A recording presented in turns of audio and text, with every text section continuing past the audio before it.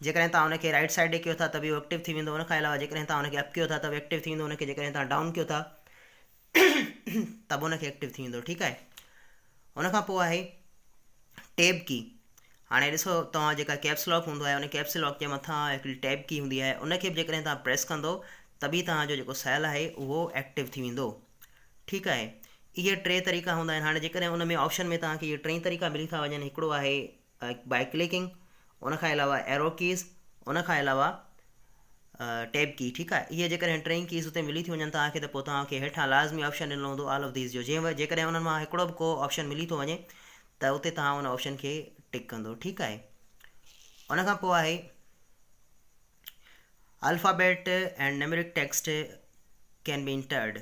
हाणे हिन में छा आहे, सेल में तव्हां छा छा एंटर करे सघो था, सेल में तव्हां टेक्स्ट बि एंटर करे सघो था। ईअं न आहे त सिर्फ़ु तव्हां हुन में नंबर्स जेके आहिनि उहे एड करे सघो था।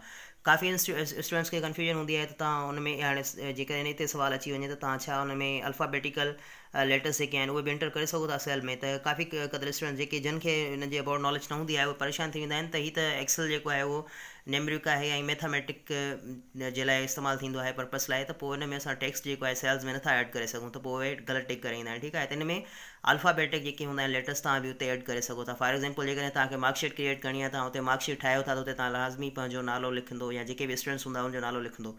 ठीकु आहे। उनखां बाद में आहे त formulas can be applied that automatically calculate and display a value. तबियत सही न आहे उनजे करे थोरी डिस्टर्बेंस थिए थी, हुन लाइ माज़रत। ठीकु आहे। उनखां पोइ आहे त it's being used for basic arithmetic and mathematical functions. ही जेको आहे बेसिक्स जेके बि मैथमेटिकल ऐं अर्थमेटिक फंक्शंस हूंदा आहिनि उन्हनि लाइ इहा इस्तेमालु कई वेंदी आहे एक्सेल। ठीकु आहे। उनखां बाद में आहे डेवलप्ड फॉर अकाउंटिंग। हाणे हिन जो जेको बेसिक मक़सदु हुयो एक्सेल खे डेवलप करण जो जेको बेसिक मक़सदु हुयो अकाउंटिंग लाइ, त जेके बि अकाउंटिंग आहे फॉर एक्ज़ाम्पल अकाउंटिंग जा जेके बि प्रोसेस आहिनि उनमें इहा तक़रीबन घणी इस्तेमालु थींदी आहे। उनखां पोइ आहे a spreadsheet consist of a table of cells arranged rows and columns. हाणे इहे तक़रीबन सवाल पुछा वेंदा आहिनि त जेका MS एक्सेल आहे उनमें छा हूंदो आहे। उते तव्हांखे काफ़ी मल्टीपल ऑप्शंस मिलियल हूंदा पर तव्हां उते रॉस एंड कॉलम्स टिक कंदो। ठीकु आहे। MS एक्सेल जेका आहे उहा रॉस एंड कॉलम्स जी बेस ते कमु कंदी आहे। उनखां पोइ आहे columns are represent by letters ABC। हाणे कॉलम्स जेके हूंदियूं आहिनि उन्हनि खे रिप्रेज़ेंट करण लाइ लेटर्स हूंदा आहिनि जेके आहिनि ABC। ठीकु आहे। कॉलम्स रिप्रेज़ेंट कंदा आहिनि लेटर्स खे ABC खे।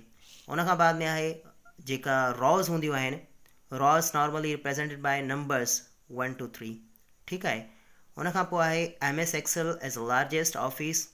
हाणे हिन MS एक्सेल जेका आहे स्प्रेडशीट जी जेका आहे उहा लार्जेस्ट ऑफिस आहे हिन वक़्तु जेका कमु करे रही आहे। उनखां बाद में आहे it is a productivity software. Productivity software अहिड़ा हूंदा आहिनि, उहे सॉफ्टवेयर हूंदा आहिनि हिननि ते तव्हांखे सेपरेटली अलॻि सां मूं लेक्चर ॾिनो आहे ऐं उहो जेकॾहिं तव्हां उनखे नोट कयो हुजे त जेके उन में तमामु जेके बि प्रोडक्टिविटी सॉफ्टवेयर्स आहिनि उन्हनि जे बारे में तव्हांखे नॉलेज ॾिनी वई आहे। प्रोडक्टिविटी सॉफ्टवेयर कहिड़ा हूंदा आहिनि, प्रोडक्टिविटी सॉफ्टवेयर उहे हूंदा आहिनि जेके असांखे का बि प्रोडक्ट ठाहे ॾियनि।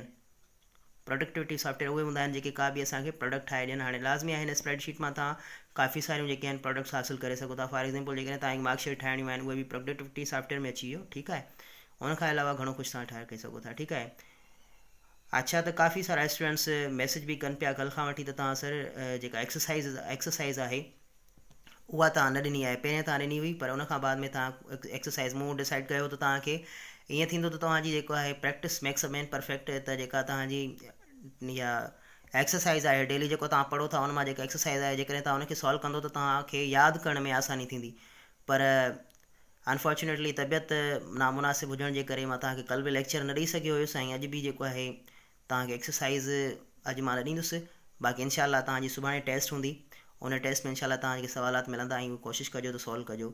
ईअं न सम्झो त को बि सब्जेक्ट आहे हर सब्जेक्ट तव्हांजे लाइ अहम आहे। हिकिड़ी मार्क जेका रखंदी आहे, हाणे PhD JEST में काफ़ी सारा स्टूडेंट्स आहिनि जेके हिकु मार्क तां रहिजी विया आहिनि। हाणे उन्हनि खां जेकॾहिं पुछियो वञे त उन्हनि ते उन्हनि जी छा कैफ़ियत हूंदी जेको हिकिड़ी मार्क से करे उनजी जॉब उनजो फ्यूचर रहिजी वञे, उनजी जॉब रहिजी वञे। इन जे करे हर सब्जेक्ट खे अहम सम्झो ऐं हर सब्जेक्ट ते फोकस रखो। ईअं न आहे त को बि सब्जेक्ट जेको आहे जेको तव्हांखे सिलेबस मिलियल आहे गिवन टारगेट आहे उनखे तव्हां पंहिंजो कंप्लीट रखो।